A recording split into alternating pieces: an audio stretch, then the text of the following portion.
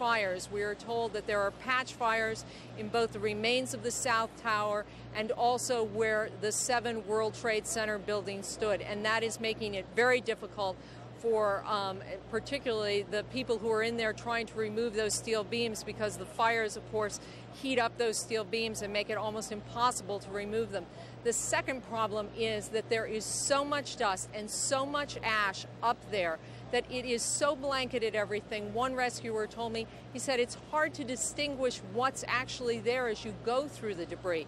So they're being very careful, in some instances removing the debris by hand, because that's the best way they can get it out. But those are the two problems facing firefighters or rescuers up there tonight: patch fires and the ash that covers everything, and it is also making it very difficult to breathe. Tom? NBC's Ann Thompson. The wind apparently has shifted, because even in Midtown New York, we can smell the acrid scent of that smoke and dust now, Ann. And Tom, it's really awful. We are about 9 blocks from here, and this is not a new piece of jewelry. I mean, this is a mask, and when I am not on the air, we all wear it. My crew that's standing around, they have these masks. Some people are wearing gas masks because the air is just so thick with this dust and ash, and it does have a very acrid, pungent odor tonight. It's much different tonight than it was 24 hours ago. There is something in the air, and it makes it very difficult to breathe. We're 9 blocks away. Up there, it's got to be just awful. All right, we're going to see if we can't get a health expert up on all of that in the course of the next 90 minutes or as well, because that could be a real health hazard for the city if that stays up, not just during the nighttime hours, but if we have some kind of a temperature inversion here tomorrow and it blankets the city in some fashion, or the wind continues to blow it north of 14th Street, which is the cutoff zone for where people can get in and get out of. Let's go to NBC's Pete Williams now, who covers the Justice Department for us. He's been working the phones hard all day, talking to his law enforcement sources. Pete, any late developments in the investigation tonight? Well, Tom, we know that the FBI has conducted searches now, or is preparing to conduct searches in 5 states, at least probably around a dozen searches, those well-known, the ones you saw earlier today in Boston, the ones in Florida, but also elsewhere, as authorities find themselves with a very large number of leads, what one official today called a tremendous number of leads in this rapidly expanding worldwide investigation, leads that are partly the result of solid detective work and partly the result of lucky breaks. Federal agents respond immediately. More than 4,000 FBI special agents and 3,000 support staff already on the case, sweeping the nation for evidence, from fragments at the scene of the attacks to any documentary proof of what the suspected terrorists were up to. Between 3 and 6 per plane, authorities now say. The United States Attorney's Office's terrorism units and the FBI's Joint Terrorism Task Forces are obtaining the passenger manifests, rental car receipts, telephone logs, videotape from parking garages, and pay telephone videotape records at all scenes for review and appropriate follow-up interviews. Scrutiny of those passenger lists leads the FBI to this flight school in Florida, where officials say they believe at least 2 of the terrorists received pilot training during the past year. A man who worked at the flight school says he allowed both of them, who described themselves as Germans, to briefly live with him and his wife. While they were here, I know that they had used this address initially, and I know that because I would get insurance renewals for them addressed to them at this address for that call. In Boston, agents swarm area hotels where registration records match suspicious names from passenger lists of the hijacked planes, detaining, then releasing at least 3 people, holding them on immigration charges briefly. And in a hugely helpful break, the FBI impounds a car found at the airport after a witness says it was driven by 2 Arabic men. In it, authorities say they discover airplane technical documents. FBI officials say they want to make certain no other conspirators remain at large where they could mount further attacks. Our first effort is to identify any associates in the United States who might be related to the hijackers and to remove those associates investigate and arrest, given the evidence, those individuals, and to remove any threat to the air system in the future. Among other searches today, agents descend upon this mailbox rental office in New Jersey, where some of the suspected terrorists may have received their mail. And the FBI is also serving search warrants on some of the nation's largest internet service providers. They're eager to learn more about an email account that they think some of the suspected terrorists may have used. Also, they're looking in Pennsylvania, where a landlord said he thought he saw some airline technical documents in a hotel room, or rather in a room rented by a suspicious person. So the FBI is checking that out as well, Tom. So many leads, among them the fact that the hijackers apparently used both cash and credit cards that also left behind a trail of evidence. So they, unlike normal investigations like this, where the FBI has lots of leads but nothing very solid, they say tonight they have about 2,000 leads, many of them they consider quite promising and productive. All right, thanks very much, NBC's Pete Williams tonight. We're going to go to Boston now to Chris Hansen, who is a Dateline investigative reporter, and he's a member of a task force that we've organized here on terrorism for journalistic efforts. Chris, it appears that this was a fairly, until they got into the air, that this was a fairly careless group of people, but then they may not have cared because they knew they were going to die in these hijackings. Well, that's exactly right, Tom.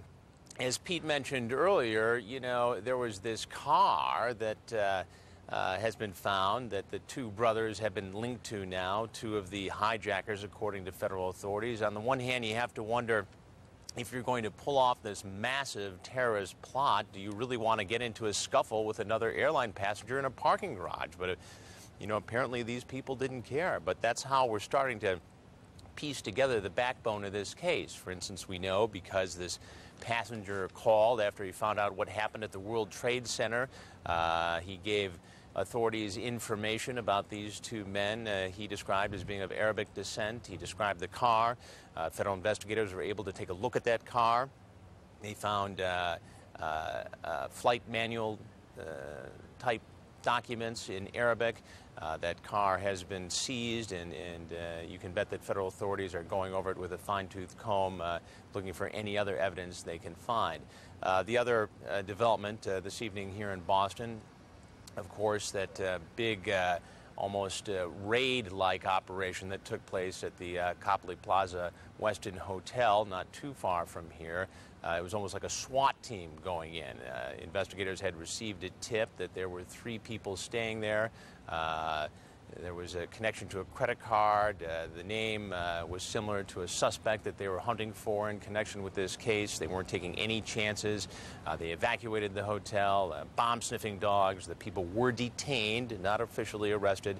And late this evening, they were released. And, Tom, I think we're going to see some of this as we go along here. You know, they can't be right on every raid, but there is a significant amount of information that's being developed here in Boston, and I think we're going to see some more successful operations tomorrow, Tom. All right, thanks very much. Dateline's Chris Hansen, an investigative reporter in Boston, where there has been a great deal of law enforcement activity today. 400 FBI agents were sent to Florida because 2 of the hijackers, we believe 2 who died in this hijacking, took pilot training down there and lived in the area and were out drinking in recent weeks. NBC's Kerry Sanders has been keeping track of their activities as he has been able to piece it all together. Kerry? Well, just a short distance from here at the FBI headquarters in North Miami Beach, the agents were in Hollywood, Florida again tonight, serving yet another search warrant, going into an apartment complex, calling in local law enforcement to also assist them to dust for fingerprints. They left with several boxes of evidence, bringing them back here. The attention really focusing on one person, Mohammed Atta, 33 years old, somebody who they know because they've seen his name before, linked to a bombing of a bus in Israel in 1986.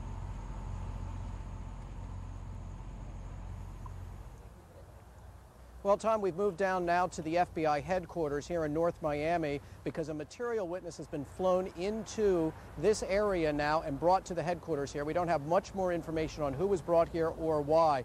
Meantime, the FBI task force that is set up here looked over the passenger manifest, and when they looked at it, some counter-terrorist agents saw a name there, and it jumped right off the page at them, Muhammad Atta. They linked him to a suspected car bombing or bus bombing in Israel in 1986. 33-year-old Muhammad Atta on the flight manifest of one of the suicide flights. One of those who the FBI suspects took the controls of the hijacked jet. Where did he learn to fly? Venice, Florida. Visited today by FBI agents who carted away at least 8 boxes of records. NBC News has learned those records show Atta and his cousin, Marwan al-Shahi, spent 7 months in training here. Employees at the flight school say money never seemed to be an issue for them. The cost, $25,000 each to get a commercial flight rating. The plane Atta and his cousin flew to get their FAA certification, this Piper Seneca. The FAA's designated pilot examiner says he barely remembers either man from their 3 flight tests late last year. Dave Whitman says while neither could fully command a 757 or 767 with their flight experience, they could take control in the air and easily direct a jet like that into a target. As far as just flying the airplane, such as driving it around the sky, it's not that much different. Were Atta and his cousin legally in this country? That's something the FBI is now tracing. But flight school owner Rudy Deckers says he was suspicious. We don't think that these people came in a normal way, not that we can know that. But the normal way is that they get a permit to enter, and a few of them are in reviews in the last couple of years, and that's okay by us. These people came at our door and wanted to get training done, and you know, what can you do? I mean, for us, it's a customer. The FBI today visiting an apartment in Coral Springs, Florida, where Atta once lived. Can you tell us if you found anything? Oh, ma'am, no comments today. At the same time, in Hamburg, Germany, another address used by Atta. Police there leaving with evidence. By all accounts, in Germany and in Florida, Atta and his cousin kept to themselves, except for last Thursday at this bar in Hollywood, Florida. It's believed both men came in, drank heavily, and then refused to pay the bill. FBI agents showing Atta's passport photo to bar staff and listening to the manager recount the argument. If there's an issue where you can't pay your bill or something, just tell me, okay? Let's stop, you know, let's cut to the chase here. And the guy got like very, very offended, and he said to me, he said, "Oh, I can pay my bill. I'm an airline pilot." And I was like, "Okay." And that's what I told the FBI agents, and they were like, "Oh, really?" Now, WTBJ, the NBC affiliate in Miami, has since spoken tonight to a man who says that these names didn't mean much to him until he thought for a moment and realized these folks, Muhammad Atta and Marwan al-Shahi, the cousin, after they left Venice, Florida, came here to South Florida and took 3 separate classes in a flight simulator to learn to fly a 727. Now, it's important to note that's a very short period of time. The 727 is different than a 757. There's analog gauges in a 727. In a 757, it's much more sophisticated. But the gentleman, the experienced pilot who gave them these training classes, said that it would be enough to get into the 757 and be able to man the controls of a 757 and direct that plane. Now, just a short time ago, brought in here to the FBI headquarters on the back of a flatbed truck, a vehicle. The license plate had been removed. It's a little Escort, I believe, a Ford Escort that was brought in here. The FBI was contacted tonight after Muhammad Atta's picture was shown on NBC, and somebody at a car rental agency said, "I know that guy. I rented him a car, and I rented it to him just several days ago." So the FBI went up there. They've pulled the records. They've been able to find out that the car was indeed rented to Muhammad Atta's cousin, Marwan al-Shahi. They brought the car down here. They're going to try and process it here.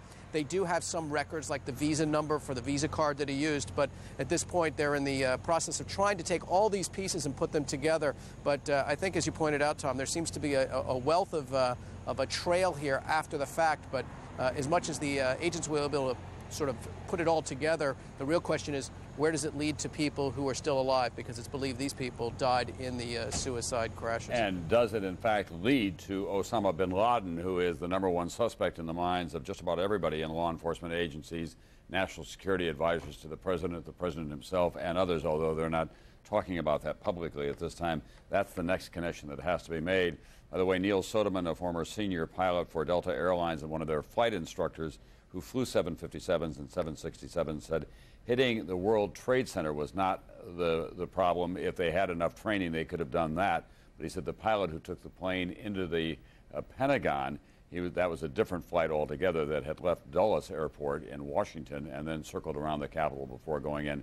He said that was a much more precise piece of flying. So most pilots are saying that if they'd had some rudimentary pilot training, they could have, once the plane got off the ground, they could have sat in either the right-hand or left-hand seat and controlled it into the World Trade Center, which, in fact, they did. So that's what's been going on with the investigation. A lot of activity in Florida tonight. In Washington, the lights are burning late at the Pentagon as they continue their search and rescue efforts there, but also military planners are examining contingency plans that they may have to put into effect once the United States determines who is responsible for all of this. Lights burning late at the White House and the national security offices, at the State Department as well, as they attempt to put together an international coalition of allies. And General Norman Schwarzkopf knows all about that because this is the very model that worked so well for him and for President George Bush the 41st during Operation Desert Storm. It does appear that this new president, the son of the former president, is using that model which was so successful, General Schwarzkopf. There's no question about it, Tom. A flying squad went out right away as soon as we decided we were going to have to do something about Saddam Hussein. Flying squads went to all sorts of different capitals explaining what it is we intended to do. At the same time, of course, former President Bush made many, many telephone calls himself, and many other members of his cabinet made phone calls around the world, and that's exactly what we see going on right now. It's pretty clear, based on the briefings that we had today from Donald Rumsfeld and from Secretary of State Colin Powell, and even from the statements of President Bush, that this is not going to be some kind of short-term diplomatic and military operation, that we are in a whole new phase of American life, trying to mobilize world outrage and allies in a war to end all wars against terrorism. Well, it's the most difficult of all possible targets that you could be dealing with, and they have to develop a wide range of options. First of all, they have to decide, where they are and what it is we want to do, and having done that, they have to look at every single option, consider the logistics required, the transportation required, the intelligence that's required to put together a plan, and then, you don't want to fail. You want to make absolutely sure when you finally kick off the plan that you're going to succeed, and that's the toughest part of all. You're so familiar with many of the leaders of the Arab states. Earlier today I was talking with the Egyptian foreign minister who expressed on behalf of his country and President Mubarak outrage at what had happened here. But when I said to him that the United States may have to attack a country that is harboring either the headquarters or the leader of this terrorist organization, he drew back and said, well, we would expect that there will be a respect for international law.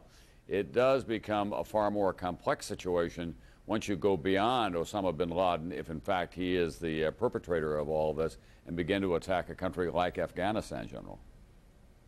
Yeah, I like to think the Egyptian reaction was sort of a holding pattern.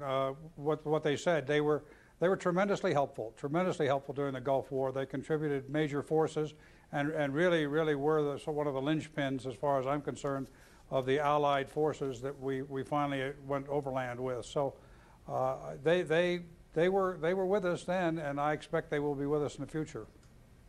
General Schwarzkopf, we had a discussion earlier tonight with Defense Secretary Donald Rumsfeld. He says that they have reduced the alert status of troops around the world, but they're still flying caps. That is, fighter planes are still in the skies in places where they haven't been over the United States. But he talked as well about not putting additional stress on our military readiness. When does that begin to be a concern? Well, it varies entirely upon the situation. I hate to say that because that's sort of a pat answer, but for every different kind of force, the requirements, spare parts, logistics support, and just the personnel readiness alone. You can't keep the personnel pilots sitting in a cockpit forever. They want to get out. They want to go home and visit with their families periodically. But he still said we were at DEFCON C, and DEFCON C is just one step down below total complete standby. So it doesn't mean that they've completely relaxed. They've just taken one step backwards, but they're still ready to go. When you were a young man growing up in New Jersey, there was a great deal of concern about Nazi attacks from the Atlantic on the eastern seaboard of the United States. Did you think that you would see at this stage of your life this scene? This is the USS George Washington, one of America's premier aircraft carriers, and it's stationed just off Long Island, General. Believe it or not, Tom, I can remember in New Jersey when we would pull down our shades at night because we were afraid that we were going to be attacked from forces from the sea, and blimps were patrolling off the coast of New Jersey. And, you know, now we have aircraft carriers, you know, sitting off the coast of New York. But it is also reassuring that we have that power and we have that ability to bring our forces in and remind the American people, number one, that they're there, and number two, to have a capability to respond if necessary. General Schwarzkopf, thank you very much for being with us again tonight. You're going to have another long day tomorrow, so we're going to let you go at this hour. Let's go to NBC's Andrea Mitchell, who covers national security affairs for us and the State Department as well. A big piece of urgent business is to get put together this political coalition around the world.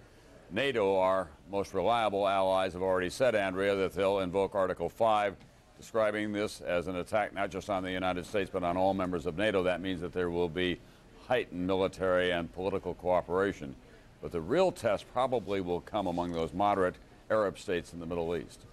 Exactly. Now, while NATO has taken this step, it is preliminary. They first have to be persuaded, which we expect they will be, that this was an attack from outside the United States. That done, they would then agree to this kind of support. The principal effect, they say tonight to me, will be in intelligence sharing, which is a big deal. The next step, of course, to try to rebuild that coalition in the Gulf. And in fact, there was a small bit of progress on that today. You know Prince Bandar, the ambassador, the head of our diplomatic corps here, the ambassador from Saudi Arabia. Well, Prince Bandar came out today and very forcefully said that he does not want Saudi Arabia to be connected in any way with Osama bin Laden, despite bin Laden's Saudi birth, because he has been disinherited and his passport revoked because of his terrorist activities. So the Saudis are beginning to edge forward a bit more in a high-profile way. This still, while U.S. intelligence officials, Tom, are re-examining every bit of information, trying to figure out why there was no warning, why they could not anticipate this assault against America.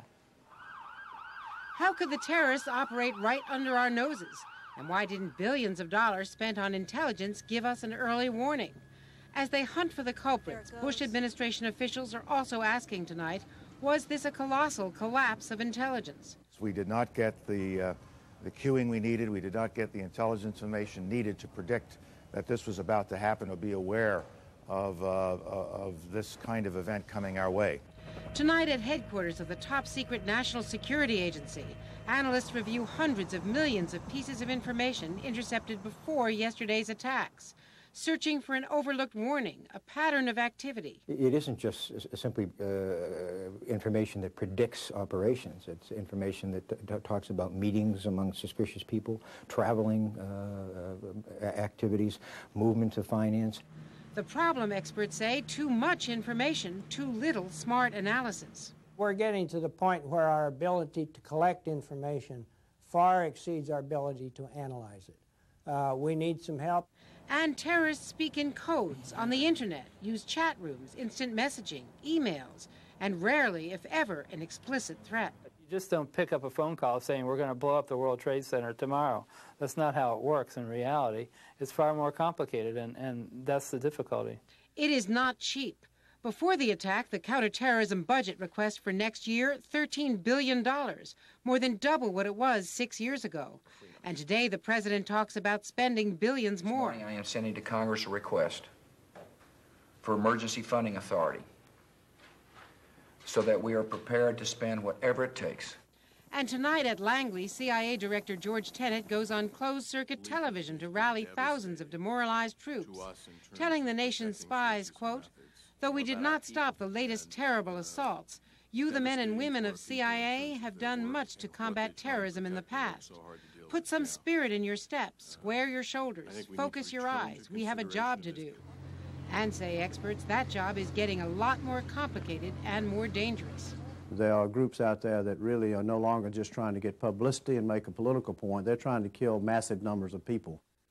Interestingly tonight, Sam Nunn and Brent Scowcroft, two experts in this field from different political parties, both say that if we really want to stop terrorism, we have to sacrifice some of our cherished civil liberties. We have to agree to invasions of privacy on the internet and to some suspensions of civil liberty, going after some of these people who get into the United States and once they're here are illegal until there is a case against them. Tom? Thanks very much, NBC's Andrea Mitchell. I suspect that that will be part of the reality that we'll all have to deal with in the first hours after the attack. So many people were saying we can't give up our liberties to defend our liberties, but this country is going to change, not just at airports, but in our daily lives, in our working lives as well. By the way, there is a price tag, and what the president will ask Congress for tomorrow, he's going to ask for an emergency allocation of $20 billion altogether to begin to deal with this war on terrorism. The House of Representatives will also take up a bill giving tax breaks to victims of the terror, such as a penalty-free withdrawal from their IRAs and other measures. So that will probably be in Congress tomorrow, and my guess is that they will pass very swiftly because there has been an astonishing show of bipartisanship. Not so astonishing given the nature of the attack here, but we have been witness to so many petty political differences in Washington in recent years, and then last night that memorable scene of the House and the Senate, Republican and Democrat alike, getting together to express their solidarity with the president and singing God Bless America. I'm joined now by two men who have been in the middle of these kinds of episodes in the past. On the right-hand side of your screen is Ray Kelly, who was the police commissioner in New York City in the 1993 bombing of the World Trade Center, which did not bring it down but did cause so much damage in terms of human tolls and physical damage. And on the left is Andrew Young, the former UN ambassador, who is now the president of the National Council of Churches and a member of the U.S. Commission on National Security. Let me begin with you quickly, Mr. Ambassador. Based on what you have been seeing in Washington so far, your friend Colin Powell is the Secretary of State, the President, and Donald Rumsfeld, how do you assess the steps that the administration has taken in the first 36 hours? Well, actually, it's been remarkable. And I think that I also have to say I've been really impressed with you and the news teams. You've done a wonderful job of helping to educate us and keep us informed. The U.S. Commission on National Security for the 21st century intellectually anticipated this and talked about restructuring national security for a national security homeland security agency. And I'm sure some of those things are being done quietly, but even though we talked about it for 2 years, in my mind, I could never anticipate anything like this. And we lived through, in 1996, the bombing in the midst of the Olympics. And one of the things about the American people is, with all of our problems, with all of our differences and diversity, in a crisis we come together and we make a way where there is no way. And I think that's what we're called to do now. Ray Kelly, you were police commissioner in 1993 when there was that terrorist attack with a bomb in the basement of the World Trade Center. In New York, I think that we thought that we had survived the worst of it at that time. Oh, yes, no question about it. Obviously, those terrorists tried to topple the buildings as well. They wanted to topple one into the other. They didn't succeed. And quite frankly, conventional wisdom was if you couldn't do it at the base, then you couldn't do that. And it was just unbelievable to see what happened yesterday, where two aircraft brought down these symbols of America. So it's a jolting event. You can just imagine what a painful process it is for the police officers and firefighters who are at the scene now, digging through that rubble with so many of their comrades buried under that rubble, as many as perhaps 300, and of course the casualty count is now believed to be the death toll in the thousands. So this is a quantum leap above, of course, what happened in 1993. As we share with our viewers now and with you as well, a slow-mo version of what a New York City fireman videotaped during a training exercise yesterday, the first attack on the World Trade Center, building number 1. This is the American Airlines Flight 11. You'll see the camera pan up to the sky. There goes the plane into the building. And then, of course, just a few moments later, the second plane came to hit the second building. As we begin to respond to all of that, tonight you heard Andrea Mitchell say Sam Nunn and Brent Scowcroft are already declaring that America is going to have to give up some of its liberties. Do you think that that's going to be the case, Ambassador Young? Well, it's already the case, and I think that even as we do this, we've got to advance some of our liberties more aggressively. And that is our freedom of speech and the kind of thing that the president is doing now, talking to people around the world, because there's no place in the world, I don't know a single country where there has not been some terrorist threat already. So that we have allies in almost every country. And I think that even in the Arab world, there's a Muhammad, the prophet's sayings that says, Allah loves the ink of the scholars more than the blood of the martyrs. And I think we have to strengthen those reasonable sentiments in every country possible, because we can. And I think, you know, the global economy is an amazing success, but it has been just successful enough to make the people who are left out of it more insecure, more angry, and more prone to manipulation by terrorists. And Ray Kelly, you were the former U.S. Customs Commissioner. What's going to happen with immigration in this country as a result of this terrorist attack? Well, hopefully it's strengthened significantly. I think there's been a deficit in that area for quite a while. You know, Ahmed Rassam came across the border in 1999. He was stopped by customs agents. He had 150 pounds of explosives. Turned out he was headed for LAX to do massive destruction at that airport. I think last year we had almost 500 million visitors coming into our country. The resources of Customs and the Immigration Service have remained static for the last 10 years. They need significant increase in resources. They need better training. We need better resolve. It's got to be more difficult, in my judgment, to get into this country as it is now. We've seen lots of incidents where people get into Canada, and again, the Canadian standards are shockingly low as far as letting people into Canada. Then they come into the U.S., and this appears to be what happened in this case as well. So I think we have to greatly strengthen our ability to protect our borders as far as who's coming into this country is concerned. And Ambassador Young, a final word from you. There have already been some shocking incidents of attacks on Arab Americans in this country and people of Islamic faith. This also will be a test for America, and as we try to make progress toward developing more tolerant attitude toward each other. Well, it will be, and we are doing that. I mean, even a down-home place like Atlanta that you used to live with us a long time ago, you'd be surprised to realize the diversity. But we decided in 1960 that we were going to be a city too busy to hate. That worked with blacks and whites. It's beginning to work with the Asian population, the Hispanic population, and the Middle Eastern population that's coming into this region. I hope we can keep that up and expand that level of tolerance and understanding nationwide and worldwide. Thank you very much, Ambassador Young. When you said that about me living there, I just flashed through my mind how much we have all been through together here in the last 40 years. And I came on tonight largely because I know that it was a news media that helped us get through the 60s with a minimum of violence and bloodshed.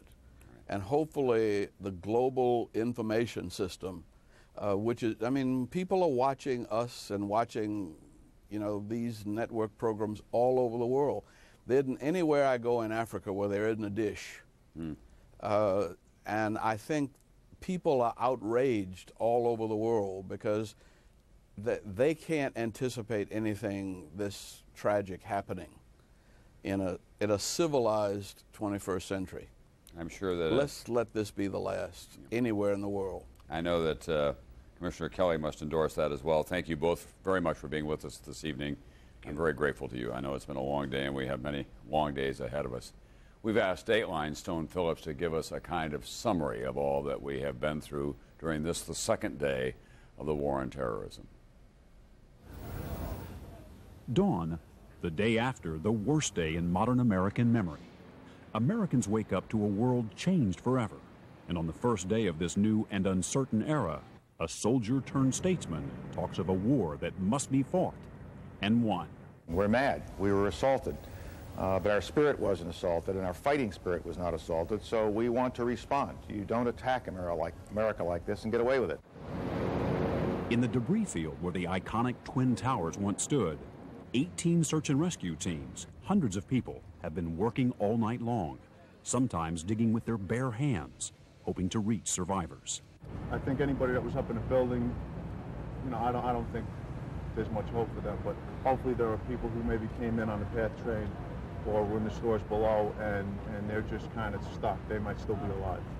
Driving those hopes, the incredible story of 6 firefighters rescued on Tuesday from a pocket in the ruins so intact that one of them was said to be surprised the building had collapsed around them. And this morning, reports that at least one other police officer had also been pulled out alive. New York Mayor Rudy Giuliani this morning. We were able to move 120 dump trucks out of the city last night, which will give you a sense of the work that was done overnight.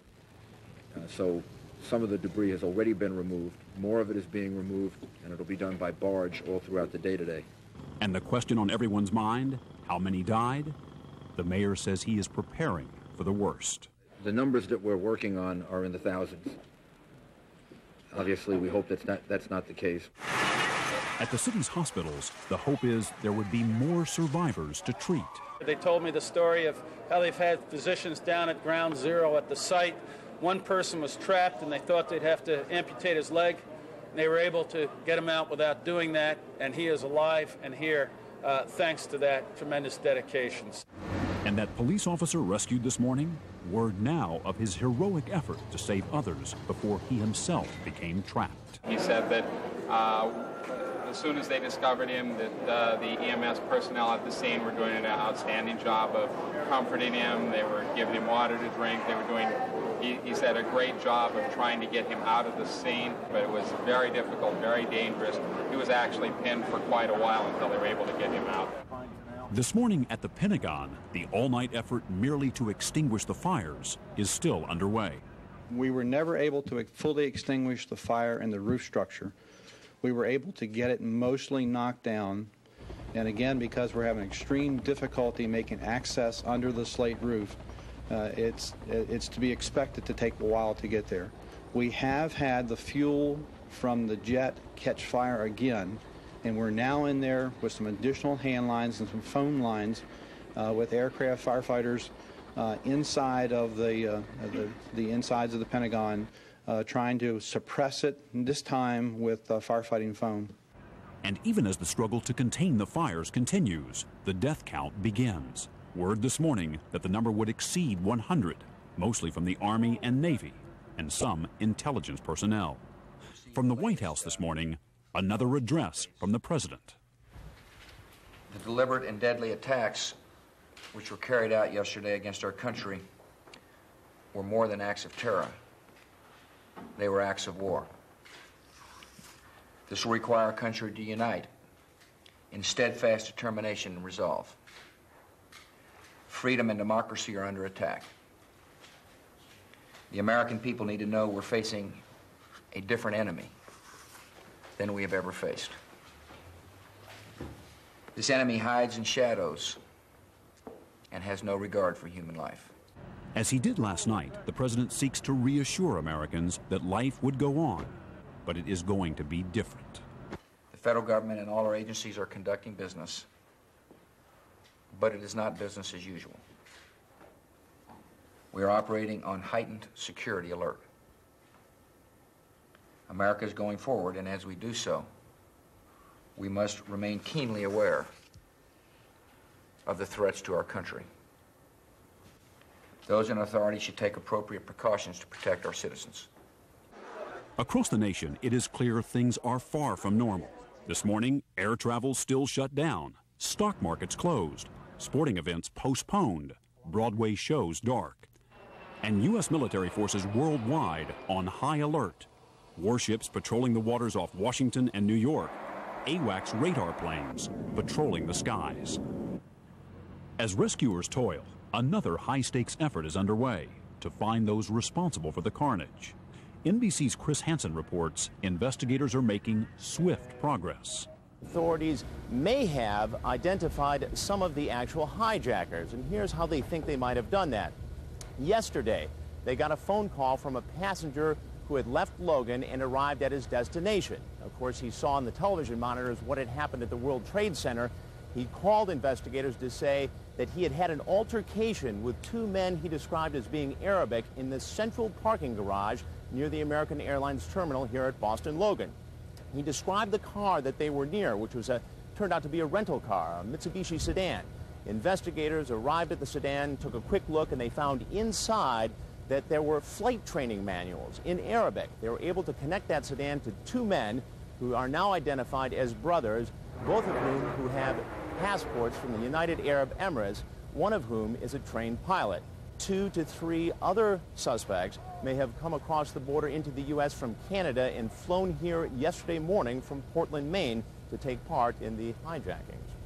And today in Florida, FBI agents spend hours questioning instructors at a flight school and confiscating potential evidence. Their focus, 2 men described as Middle Eastern who trained at the school last year.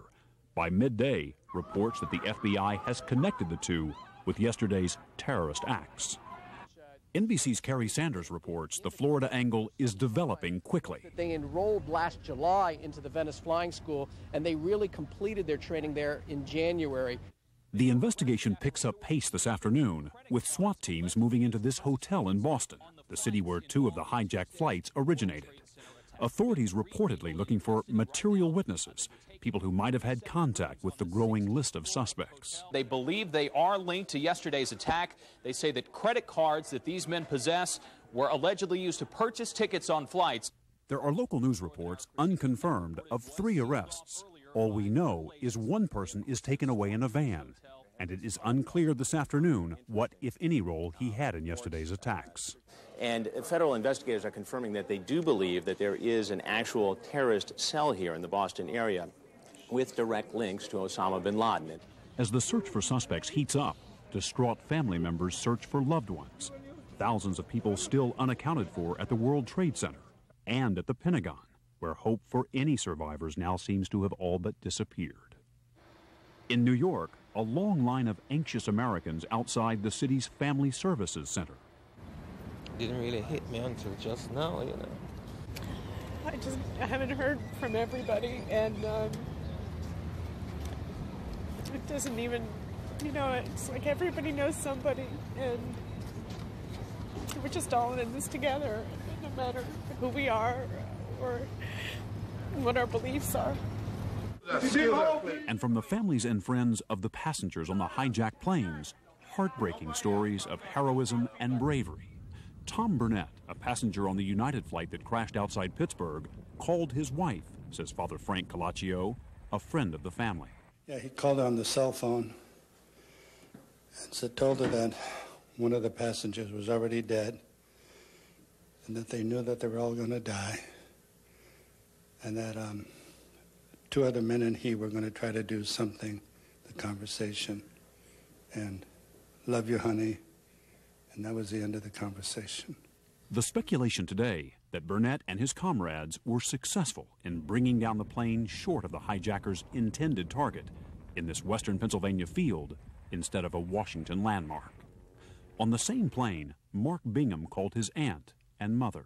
He just said, I want to let you all know that I love you very, very much in case I don't see you again. He said that? That the plane has been taken over by hijackers. And then I said, well, we love you very much too, Mark. Let me go get your mother. I hope it was quick. I hope he took an active part in thwarting the hijackers. As the day wears on, fresh evidence of the magnitude of this disaster. Pictures released by NASA show the Trade Center fires so large they could be seen from space. And on this day after the towers collapsed, more scenes of absolute devastation. At 2:30, Secretary of State Powell gives a briefing. He makes it clear that not only the United States, but its allies around the world will be seeking the perpetrators. But as of now, no hard answers. We have to make sure that we go after terrorism and get it by its branch and root. And so we will hold accountable those countries that provide support, that give host nation, if you can call it that, support and facilities to these kinds of terrorist groups. Later this afternoon, more unsettling news that the White House may have been the initial target of the plane that hit the Pentagon. NBC's Jim Miklashevsky. That it circled up over the Capitol and then headed down toward the White House, in the direction of the White House. White House Press Secretary Ari Fleischer confirms that account, also telling reporters that the president himself was a target, even as he flew with a fighter escort to those military bases yesterday. That also is one of the reasons why Air Force One did not come back to Andrews, where some people may have thought it would. There was also troubling news of a different sort today. The first reports of retaliation against Arab Americans. This mosque outside of Dallas, Texas, attacked. Its windows shot out. And New York's mayor registered concern on that front as well. But we've had a few incidents that appear to have been directed against people because they may be regarded as Arab or Asian, but nobody should attack anyone else. The mayor also provided the latest numbers on casualties. We so far have a body count of 55 people as of about a half hour ago. We were able to take out another person about 3 hours ago, 3 hours ago, a woman who was found still alive, taken to the hospital. So now there are at least 4 people that we've been able to take out. But with so many people still missing, no one expects the death count to stay so low. Hospitals prepared for a second wave of survivors today find themselves instead waiting. In Washington, Attorney General John Ashcroft outlines some of the facts of the hijackings. It's a chilling recitation. The 4 planes were hijacked by between 3 and 6 individuals per plane, using knives and box cutters, and in some cases making bomb threats. Our government has credible evidence that the White House and Air Force One were targets. A number of the suspected hijackers were trained as pilots in the United States. Then at 5:15, another echo of the devastation as the remains of the South Twin Tower collapses and another skyscraper near Ground Zero begins to crack. Yeah, the building is halfway gone and the rest of it is coming down. At day's end, President Bush arrives at the Pentagon, an emotional visit by the commander-in-chief to inspect the damage and pay his respects to those who suffered some of the first casualties of this newest war. Night falls on a city and a country transformed. Tuesday, a day of horror. Today, in this city at Ground Zero, a day of stunned reflection. That's Dateline's Stone Phillips taking us through this very long and difficult day. We're now into the 3rd day of this war on terrorism. By the way, Stone referred to the 3 arrests or the detention of 3 people in Boston. All 3 of them were later released, but Pete Williams checks in tonight to tell us that they have developed considerably more information about these suspects. He says that around 18 hijackers were involved altogether. You heard the Attorney General saying earlier from 3 to 6 hijackers on each plane. They now know all of their names. They attended 4 U.S. flight schools, and it's now believed that this operation was planned over the course of the last 2 years. So that's where we stand right now in terms of what the FBI knows and what NBC's Pete Williams is being able to share with us tonight. The Associated Press is also reporting tonight that the FBI is looking at a surveillance tape either at Boston Logan Airport or at Portland, Maine, where some of them got on a commuter flight to fly to Boston. We're told that there is a surveillance tape of some of these other suspects, we can presume, because we think that the 2 that were on Flight 711 left their car behind at Logan Airport. So there is an enormous amount of material that they did scatter around the country, calling cards of one kind or another, either rental cars or surveillance tapes. They can also do a trace on the internet, obviously, and it appears that some of them had mailboxes at one of the mailbox, etc. stores in the state of Florida. So by tomorrow morning, we should know a great deal more about these people who committed this heinous act, one of the blackest days in American history. NBC's Campbell Brown has been on duty since early this morning, and she remains there tonight. She's covering the White House for us in a muted Washington with the Washington Monument behind her. Campbell? Well, Tom, it was an interesting day at the White House. We got some rather startling news from administration officials, as you heard Stone reporting a moment ago. Word from the White House that the White House itself, as well as Air Force One, were in fact terrorist targets. And as you know, Tom, the president has faced some criticism from both Democrats and Republicans for staying out of Washington in the aftermath of the attack. And that did put the White House somewhat on the defensive today, as White House officials announced that they did in fact believe that the president may have in fact been in danger, and yet they offered very little information to back up that claim. Today, as the president gathers with his national security team to plan the U.S. response, administration officials make a startling announcement. We have real incredible information that the airplane that landed at the Pentagon was originally intended to hit the White House. According to military sources, the plane, which took off from Dulles Airport, first flew past the Pentagon, heading instead for the U.S. Capitol. The plane flew over the Capitol, then circled toward the White House. Officials say its intended target. What's unclear, why the plane kept going, crashing finally into the Pentagon. Officials also say Air Force One was a target. Information they learned as the president was en route from Florida to Louisiana's Barksdale Air Force Base. That's why they say the president was shuttled to yet another Air Force base in Nebraska, with fighter jets escorting the plane. But what exactly was the threat? I'm not indicating what form it came in, John, and it will not.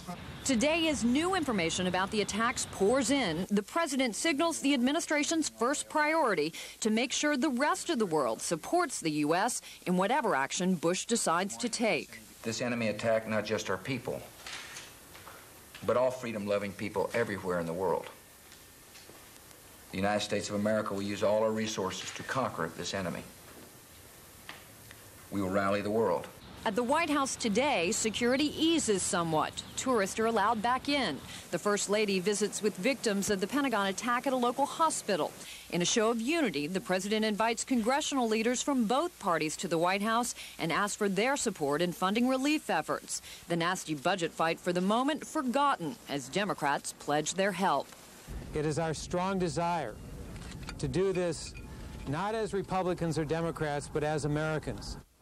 Now, Tom, it is quiet here tonight. I can tell you that the lights were still burning over at the White House. And about 2 hours ago, several hundred people gathered out in front of the White House for a candlelight vigil to mourn those who had died. Hundreds more held a similar vigil earlier at the U.S. Capitol, again focusing on the victims. And aides are telling us tonight that we'll see the president over the next several days focusing on the victims, focusing on the families, trying to reassure Americans that the government is in control, that it is acting to try to meet this need in the aftermath, and is resolute about bringing the perpetrators to justice. Tom? All right, NBC's Campbell Brown at the White House. Campbell, it's time for you to get some rest because you're going to have a long day tomorrow as well. So thank you so much for all that. Let's go to NBC's Jim Miklashevsky now, who's on a long day of duty at the Pentagon. Earlier tonight, we talked with Defense Secretary Donald Rumsfeld. He said he still is not prepared to release what they think will be the death toll from the attack on the Pentagon because he wants to make sure that they're able to get a full accounting. Are you picking up any additional numbers, Jim? Well, Tom, some Pentagon officials are estimating that a total of 150 to 200 dead, many still buried in the rubble behind us. That includes the 64 who were on the American Airlines jetliner that was piloted by terrorists that slammed into the building, creating the kind of damage you see behind us tonight. But for the first time in more than a day and a half, the skies above the Pentagon are crystal clear, void of any smoke. The fires are out. That means tomorrow that rescue workers and recovery teams can begin in earnest the grim task of recovering the dead still buried beneath the rubble. But also, investigators are particularly interested in finding the black boxes from that American airline, particularly the cockpit voice recorder. They think that will help them even more in their efforts to identify those who were behind the masterminds behind this attack. Now, investigators from the National Transportation Safety Board have been able to pinpoint where they think it is, but the area is too stable, too dangerous. So until recovery teams get in there to stabilize that debris, until then, the investigators won't be able to go in and recover those boxes. Unfortunately, however, Tom, we're told by experts that as tough as those black boxes are, you know, they can survive tremendous impact. They can be underwater, salt water for some period of time. They don't do too well in fires. And the fires here were extremely intense, fed by 6,000 gallons of jet fuel. So it's not clear whether, in fact, they'll be able to get the kind of information they need from those cockpit recorders. Tom? Jim Miklashevsky, should we assume tonight that military planners who are at work in the Pentagon are already drawing up some contingency plans for when they do get ready to strike back? That's absolutely right, Tom. And while people here in the Pentagon are loath to discuss any specific targets, any specific plans, we are told that there's a newfound resolve and commitment not only to the kind of retaliation that would be swift and sure, but this time final. Defense Secretary Rumsfeld himself, in a message to the videotape message to the troops, declared, "We will vanquish this enemy." We're told that in these meetings that are occurring, in the planning sessions, that Secretary Rumsfeld himself is talking about a more broad-based final approach to either capturing or eliminating those responsible.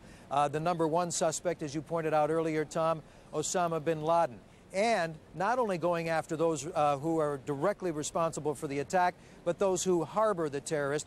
In the case of Osama bin Laden, the Taliban. Now, whether that's through diplomatic, economic, or military means, those kinds of decisions have not yet been made. But whatever the decision is, everyone here recognizes that it's going to be very difficult, and it could result ultimately in very high American military casualties. Tom? Thank you very much, NBC's Jim Miklashevsky tonight. Yona Alexander joins me now. He is a senior fellow at the Potomac Institute for Policy Studies and director of its International Center for Terrorism Studies. Mr. Alexander, as you look at all of this tonight, and you have made this an important part of your life, the study of terrorism in America, are you still as stunned as most people are by the cold-blooded efficiency of this attack? Not really. Unfortunately, the writing was on the wall for a number of years. And as some of your colleagues indicated, we can trace the origins of this back to the first attack on the World Trade Center in '93. Because that particular vicious attack actually failed as far as the perpetrators are concerned. In other words, they aimed at the time to bring down this symbol of American prosperity, and they failed. And therefore, they tried some other means. And they plotted to attack the United Nations building and the FBI headquarters, the bridges, the tunnels, and again they failed. So they learned their lessons, and it took a number of years until they perpetrated this terrible act a few days ago. As you have been working at the Potomac Institute and hearing in Washington, D.C., the many, many warnings that went out from people like you and other institutes and other commissions on international terrorism about how vulnerable America was, were you surprised by the fact that neither our political leaders nor the rank-and-file people in this country paid very much attention in the final analysis? Well, that's really the problem. As you indicated, there were some very useful reports in the past 10, 20 years with very useful and practical recommendations. The problem is that many of these recommendations were not really implemented. And the bottom line problem is the question of perception. In other words, the perception of the threat on the part of leadership, on the part of the American people. For example, terrorism for many years was perceived as a nuisance, as an irritant, something that will go away. And it took us very tragic events to persuade the leadership that we're dealing with a very vicious strategy on the part of the enemies of the United States. And perhaps out of this tragedy, some good will come out of it in terms of paying closer attention to those perpetrators and those supporters. Do you share the conclusions of so many people that it's very likely Osama bin Laden's